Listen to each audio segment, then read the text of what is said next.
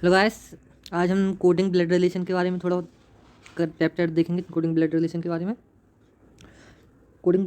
बारे में जो सबसे पहले हम सीधे क्वेश्चंस पे बात करते हैं। सबसे पहले जो हमको इंपॉर्टेंट चीज़ देखनी चाहिए कोडिंग ब्लड रिलेशंस में, वो होता है उसमें जो पूछा गया है वो।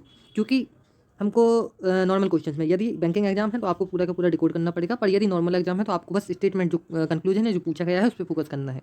जैसे इस क्वेश्चन में पूछा गया है Q minus R star P what is the अर्थ, इसका मीनिंग पूछा गया है। अब इसका डेफिनेशन हमसे जब पूछा गया है तो हमको पता है हमको केवल और केवल माइनस और स्टार की रिलेशंस को डिकोड करना है।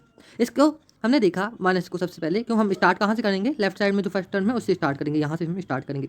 सो माइनस में जो स्टार्टिंग में दिया है ए माइनस बी का जो मीनिंग है वह ए बी की पुत्री है। अब यहाँ पे ए बी की पुत्री है, मतलब जो आगे वाला है वो बी की क्या है, पुत्री है। तो हम यहाँ पे इन दोनों का पहले रिलेशन देखेंगे। जब दो दो एलिमेंट का रिलेशन निकालते हैं इसमें, तो इन दोनों एलिमेंट का जब हम रिलेशन देखेंगे तो देखते हैं इसमें लिखा है ए बी का अर्थ है ए बी की पुत्री है। इससे हम क्या डिफाइन कर सकते हैं कि जो आर है उसकी पुत्री कौन है, क्यू।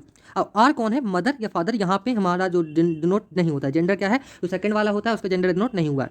अब सेकंड वाला ऑप्शन क्या कहता है हमसे, R star P. R star P, हमने स्टार देखा, स्टार क्या डिफाइन कर रहा है कि जो आर है वह ए है बी का, ए स्टार बी का अर्थ है ए बी की बहन है। तो आर स्टार बी का क्या अर्थ होगा, आर पी की सिस्टर है, तो आर को हम सिस्टर बना देंगे पी की। अब रिलेशन हमारे पास क्या है, पी जो है वह उसका जेंडर डिफाइन नहीं है, okay. So but P is a male और फीमेल बोथ, ही और सी। बट हमसे जो रिलेशन पूछा है वो क्यू का पूछा है पी से। अब क्यू तो बता सकता है पी को कि क्यू कौन है, क्योंकि क्यू का जेंडर हमारे पास डिफाइन है। जिसका अगर यहाँ पे अगर हमसे ये पूछता कि पी कौन है, हमसे पूछा जाता जो मतलब जो हमारे पास ऑप्शन उनमें दिया होता कि पी कौन है, तो हम क्या करते, इसका आंसर सी एन डी लगाते। क्यों, क्योंकि पी का जेंडर तो डिफाइन है नहीं, फीमेल है या फीमेल, हम उसको ना मामा बोल सकते ना मौसी बोल सकते। बट हम क्यू को बोल सकते हैं कि वो क्या है, भांजी होगी, चाहे यह मामा हो या मौसी। और भांजी को इंग्लिश में नीस कहते हैं। इसलिए इसका जो आंसर है वो क्या होगा, क्यू पी की नीस है। क्यू क्या है, पी की नीस। समझ आया हो उम्मीद है। नेक्स्ट क्वेश्चन पे हम चलते हैं। नेक्स्ट क्वेश्चन देखिए। अब यहाँ पे हमसे कहा गया है कि यहाँ पे ये सबसे पहले ना हमको इसका जो कंक्लूजन होता है जो पूछा जाता है उस पर फोकस करना है। इसमें पूछा गया है एक्स वाई की आंटी है। निम्नलिखित में से किसका अर्थ है एक्स वाई की आंटी है। एक्स वाई की आंटी का मीन्स क्या है, एक्स जो है वो है फीमेल होगी और वाई जो है वो नीचे होगा इससे, मतलब थर्ड जनरेशन सेकंड जनरेशन में होगा वाई, ठीक है। अब हमारे को जो ऑप्शन है इसमें ऑप्शन से हम क्या करते हैं, इनको सॉल्व करते हैं इस टाइप के क्वेश्चन को। सबसे पहले हमको एक्स ऐसे ऑप्शन को एलिमिनेट करना है जिसमें एक्स फीमेल नहीं है, और ऐसे ऑप्शन को चूज करना है जिसमें एक्स फीमेल है। पहला स्टेटमेंट कहता है x theta D. X theta D हमने देखा, एक्स थीटा डी मीन्स होता है एक्स बी की बहन है, मीन्स एक्स इसमें जो है वो फीमेल पर्सन है। हमने कहा ये ऑप्शन हो सकता है। नेक्स्ट बोला X triangle Y. X triangle Y का मीनिंग क्या है, ए बी का पिता है। तो यहाँ पे एक्स का जो जेंडर हो रहा है वह क्या हो रहा है, मेल। और एक्स का जेंडर यदि मेल हो रहा है तो हमको तो फीमेल जेंडर चाहिए, इसलिए इस ऑप्शन को हम एलिमिनेट कर देंगे। सेकंड वाला ऑप्शन सेम है, यहाँ पे भी ट्राइंगल है, इसलिए सेकंड ऑप्शन को भी हम एलिमिनेट कर देंगे। थर्ड ऑप्शन जो होता है ए पाई, ए इसका अर्थ क्या है, बी का अर्थ है ए बी का भाई है। यहाँ पे भी ए का जो जेंडर हो रहा है वो क्या हो रहा है, मेल कैंडिडेट, इसलिए ये भी एलिमिनेट। तो फ्रेंड्स देखा आपने, हमने ऑप्शंस को सॉल्व भी नहीं किया क्वेश्चन को और हमारा आंसर आ गया। अब इसको हम सॉल्व करके आपको बता देते हैं कि इसका आंसर कैसे होगा।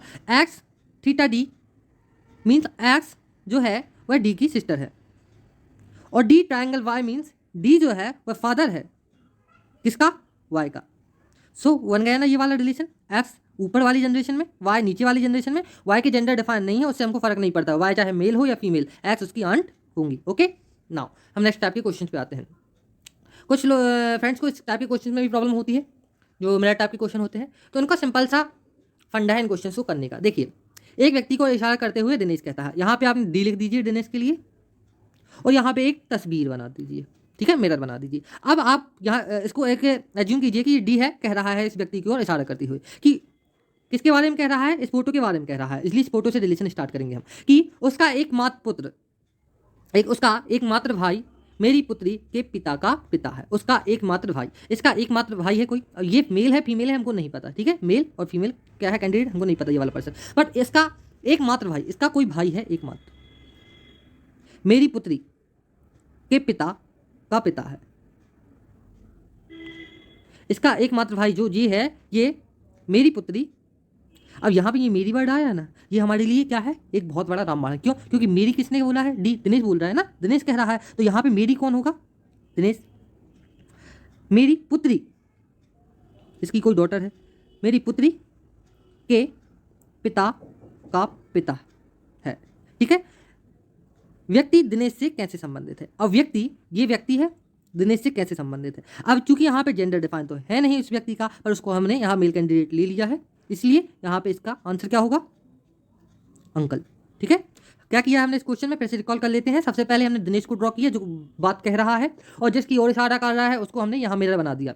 अब उससे रिलेटेड जो फैक्ट दिए हैं उनको हम कनेक्ट करते गए, और हमारे पास जो मिरर इमेज बनी, उस मिरर इमेज से हमने इसका आंसर दे दिया। अब नेक्स्ट क्वेश्चन, अब इसके बाद क्वेश्चन आप करना फ्रेंड्स, कमेंट बॉक्स में जरूर कमेंट करके बताएं वीडियो कैसी लगी। मिलते हैं नेक्स्ट वीडियो में।